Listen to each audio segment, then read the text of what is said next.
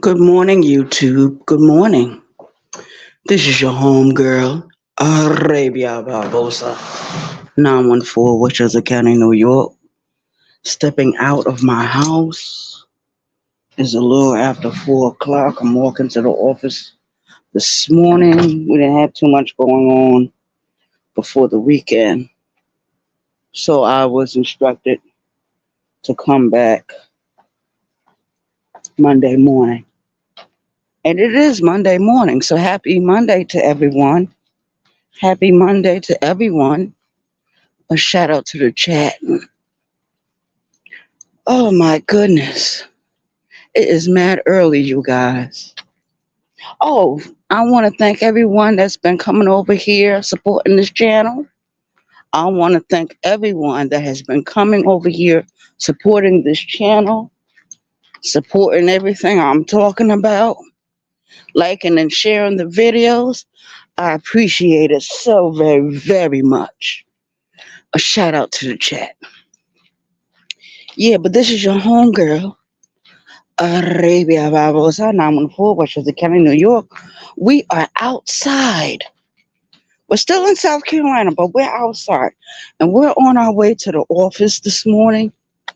Now, as I'm leaving the building, I noticed that some of my neighbors, they usually have their lights on, but some of them don't have their lights on. And that's why the other apartments that's right across from me are empty. That's why nobody is there, nobody lives there, because people have not been paying. Not so much that they haven't been paying their rent and stuff, it's when you don't pay your light bill. Your light bill is very, very important.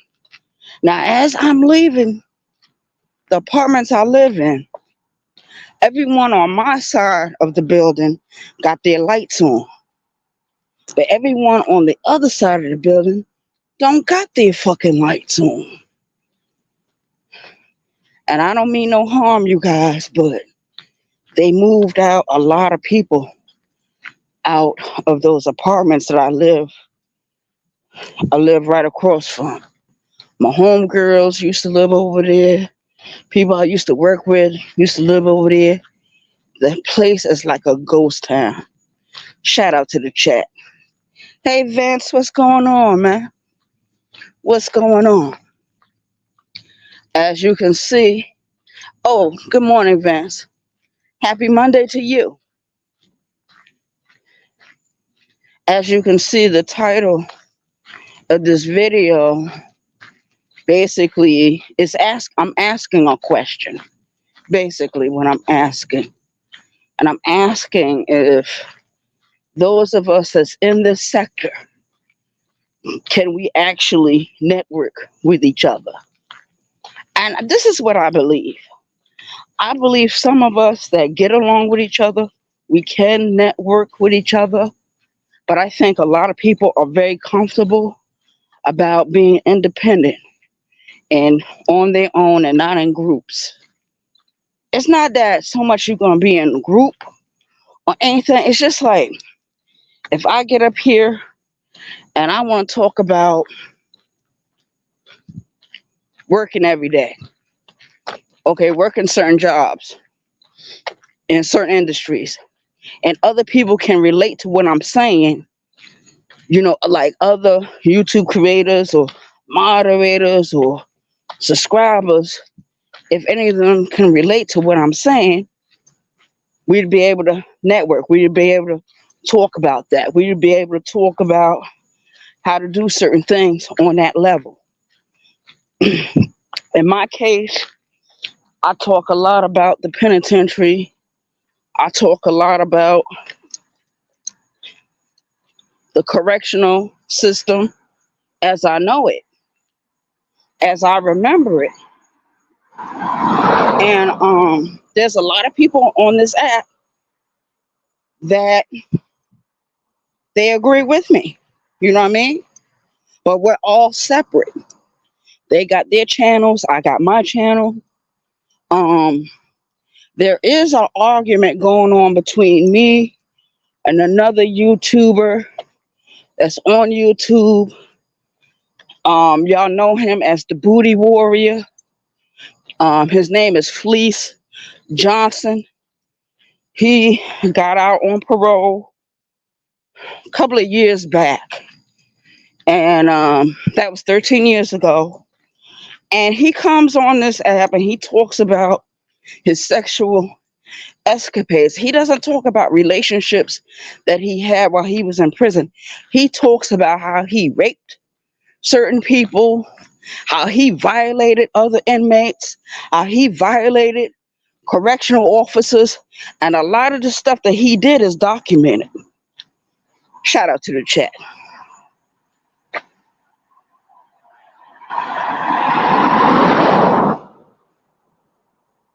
You know what, Vance? I believe you right. I believe you right, Vance.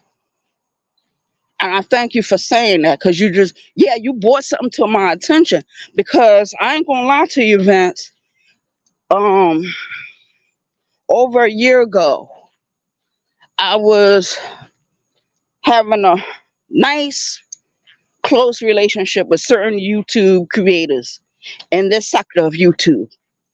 And I don't know if anybody remembers, but me and some of those other YouTube creators, we all fell out with each other and became like a battle of words for like 5, maybe 6 months. 6 months. And then one of the females I was beefing with, she stalked me for a whole fucking year on this app. A whole fucking year. You know why? Because she was butthurt. She was butthurt about the things I had said to her and things I had said about her. The other ones that I was beefing with at that time, they didn't take it personal. They truly didn't. That's why we was able to piece it up before the coming of this new year. Yeah, but that is definitely true, Vince. I'm glad you brought that up. Yeah, but Fleece Johnson, I just don't agree with him. I mean, I understand that he wants to come up on this app. He wants to talk about his prison experiences, what he did, how he did, what's documented, what's not documented. He even came out with a book. Now, it's supposed to be a part 1 to his life story. Then there's going to be a part 2 and a part 3. And that's all well and good. But my thing is, how the hell did this man end up making parole? How did the hell did this man end up making parole? He went down for a robbery charge when he did his other crimes, and the penitentiary, they gave him added on time to his sentence. This man ended up making parole. It just seems like to me the worst of the worst are always being rewarded. That's what it seems like to me. I mean, yes, I got out of prison. I maxed out October the 1st, 2001. So I have been out of the penitentiary for over 20 years. Over 20 years. I committed my crime when I was 22 years old. Actually, I was 21. They sent me to prison when I was 22 because they made me sit in the county jail for like 6 months. Yeah, I remember that. But yeah, that is a very good statement he made. Let me read it. He said, I think networking is cool, but folks get too personal on here and want to meet and hang with folks. Reason why, I just stay in my own lane. He's got a serious point. And that is the biggest problem in the sector, because There are some who actually come off this app and go to cross over state lines to meet other YouTube creators. Sometimes it works out, sometimes it don't. And in a lot of cases with the people in this sector, a lot of things have not worked out. A lot of things went sour real quick, real fast. So yes, he's right. A lot of people take a lot of things personal. A lot of people start clowning after a certain amount of time of meeting up with whoever they meet up with. Even there's a lot of people on this app that do a lot of talking on the back scene. I'm not saying everyone does it, it's just some people that do it. And I was just on these YouTube streets earlier, just before I got in the shower, and I got dressed, and I brushed my hair, and I put on my do-rag, and I made sure I picked up my house keys and everything else I needed to go to this office this morning. Now, I'm a little bit earlier than what I usually be, but that's for a reason. Yep, absolutely, 100%. I'm glad you said what you said, man. You snapped me back to reality. I don't know if anybody remembers that song, Back to Life, Back to Reality. Because some people on this app are so twisted in their brain now. They're so twisted with the beefing and with the argument. But the only thing that fucks with me the most is not if somebody is calling another person a name or not like that. It's when they start doxing each other. That's when the problem really come in. When people start doxing each other, start giving out your personal information, like your address for one, your phone number might be second, the email address, who your family members are, where your family members live at. So that's what I'm saying. I don't mean no harm, you guys, but it seems like people that live in this area that I live in, a lot of them don't pay their phone bill. A lot of them, not phone bill, but a lot of them don't pay. Okay, let's say that you got to pay your rent, right? Just like me in Baltimore, we found our apartment through a different housing program, right? And she was like, oh, Ray, we got to pay this, we got to pay that. She said, keep up with your payments, because if you don't, that can put you in a loop. Because I watched it happen to one of my homegirls. She lived right across the street from me. We was at the same homeless shelter together. We've been knowing each other for like over 6 years. I met her, I believe, the same year I met Birdman. Or was it the year after? If that's the case, I've been knowing that lady for a good 8 years. We lived right across the street from each other in real life when we moved out of the shelter. But we moved at different times. So it is what it is. Yeah, that's what I believe. I believe a lot of people are not paying their electric bill. I believe a lot of people are not paying their water bill. They're not paying for their utilities. And like I said, they cleared out those apartments. That's like right across from me. Nobody lives there in those apartments. Now, as you go a little further up to the other brick apartments, Yeah, you got a few here and there, but I think they got who they wanted to get. And for that particular area, they was concerned about because I live in a high crime area with a lot of drug trafficking going on.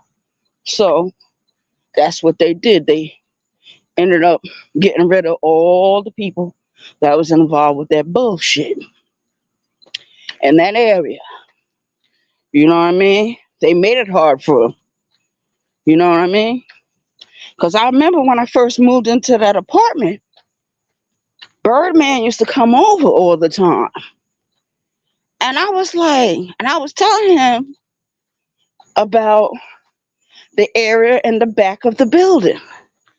And he said, Arabia, I'm telling you right now, he said, now one or two things are happening. Number one, the house that you live in now used to be a trap house. Used to be one of the most worst trap houses up here in this area. Number two, somebody stashes back there. They either stashing money back there or they stashing drugs back there. I said, well, I don't want to get involved. He said, it's going to be a day. You're going to run across the people that keep going back there.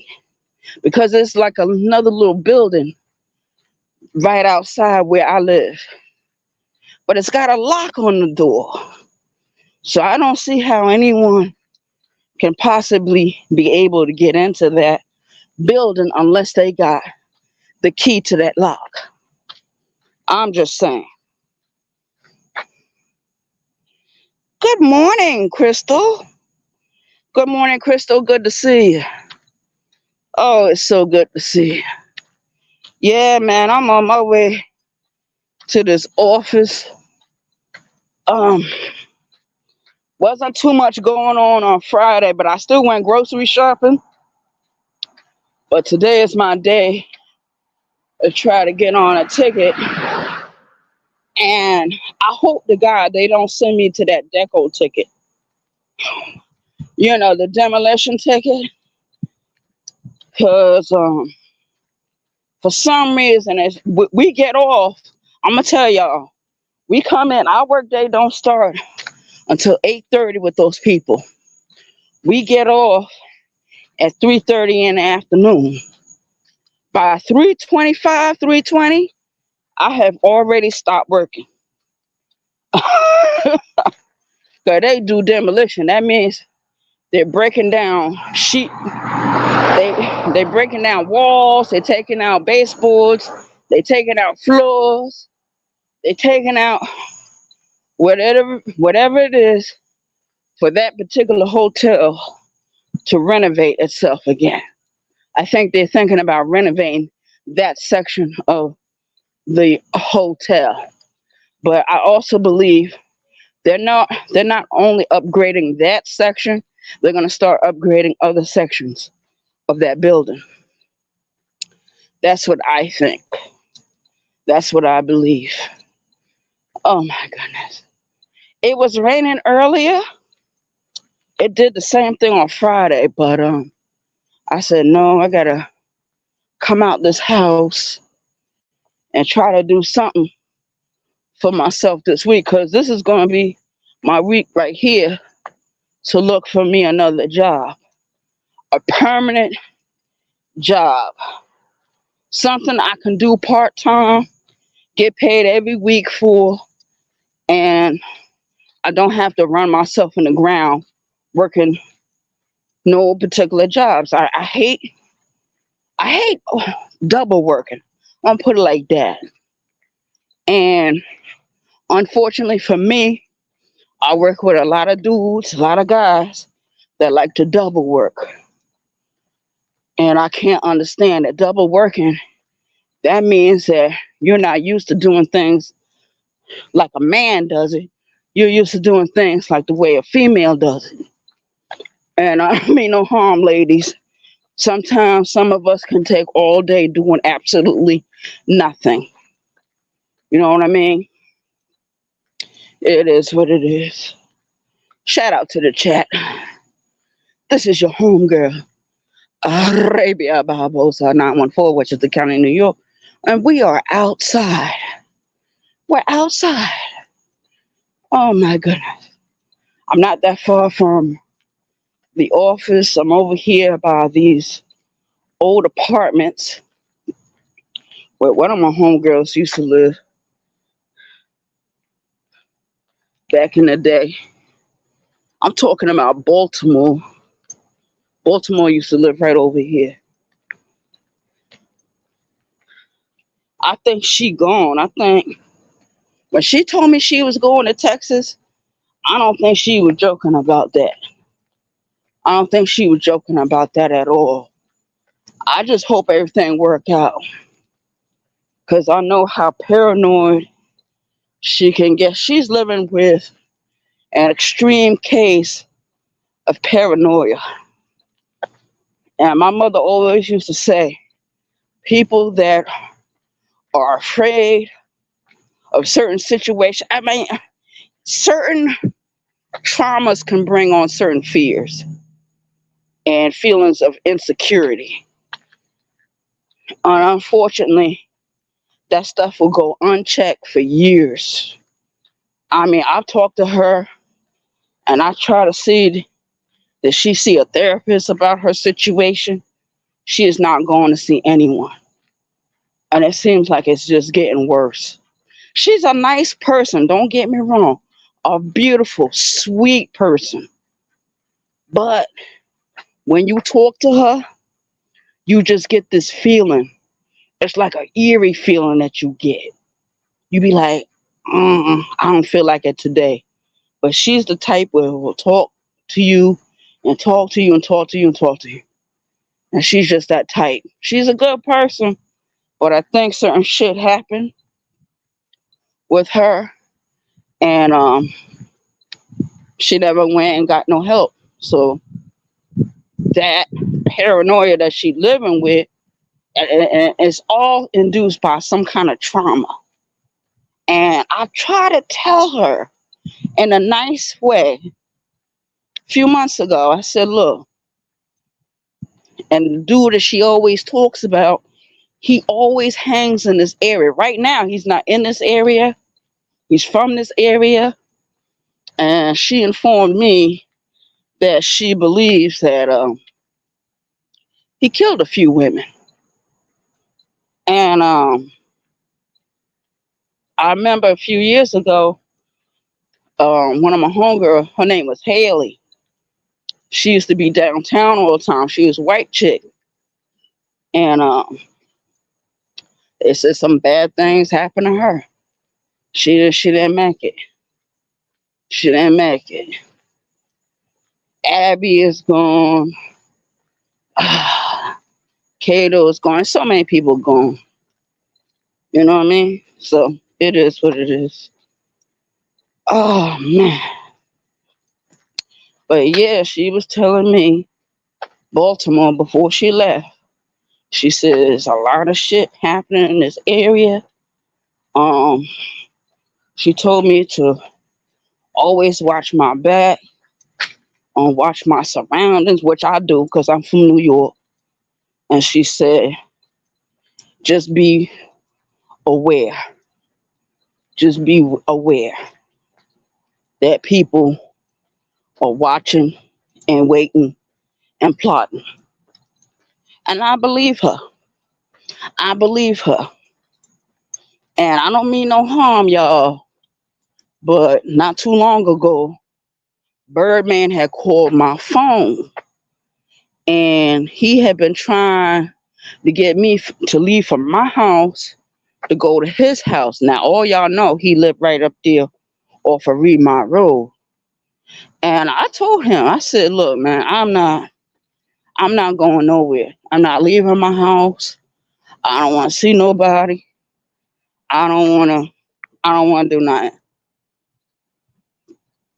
So after that, he hung up on the phone with me, and then he called my phone a few minutes to 10 o'clock that evening. But I never answered the phone. See, I watch everybody. I watch everyone. You can't trust nobody. You can't. You cannot trust nobody because there's been more than one time I've been in certain situations with Birdman and I almost did not make it back.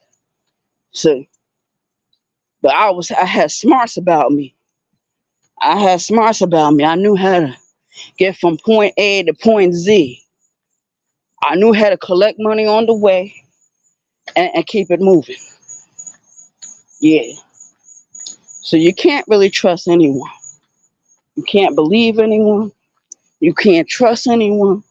You can't build no real friendships with nobody. If you do, be very careful. Be very aware. But I like what Vince said. He said that there are some people on this app that you just can't network with. Y'all might have the same experiences. Y'all can probably vibe. But he said 9 times out of 10 it's not gonna work out. Because people get too personal. And he's right. He's absolutely right. Oh man. I'm almost close to the office, y'all. I'll be there shortly. I want to thank y'all for coming in and spending some time with me this morning.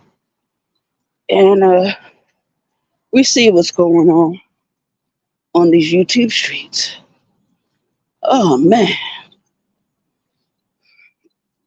I feel better than when I was feeling the last couple of days though. Got that stuff straightened out. Glad I did. I'm glad I had some extra stuff in the house to help situate that. Because like I said before, I was having a lot of back pains. And I didn't know where these back pains are coming from. But when I think about it, that was the same year me and Birdman had got into it. And I almost not did I almost wouldn't be here today if it wasn't for my quick thinking and me being on my feet and me doing what I needed to do. Because you got some motherfuckers out here that will put you in a trick bag. As sure as your name is your name. Mm-hmm. But I'm close to it, so I guess I'll close it up for right now. Uh, I wonder what kind of week we're gonna have. I know it started raining. It's supposed to rain a little bit today, not much. So we shall soon see. Soon come. As one of my sisters from New York used to say, soon come. So I'm out of here. Peace out, everyone. Hope everyone has a awesome day. I hope everyone uh stay safe. Stay safe and be vigilant. Watch your cipher. Watch your circle. Because the same people you hanging with are going to be the same people that bury you. I mean, and you don't have to be a player to figure that out. You don't have to be a rocket scientist to figure that out. Your enemies can't hurt you. It's your friends and your family members that actually can. They can put you out there on Front Street in a way nobody else can. And like Vince said, sometimes some people on this app get too personal. And he's right. And it just took me just that 1 second. Just sometimes one person could just, you don't have to have 10 million people in your chat. It could be just that one person might say, yo, Ray, this is this and this is that. And if you can catch on to what they saying, you can grasp what they saying, you good. You good. So closing this out. Hope everyone has an awesome day. Peace.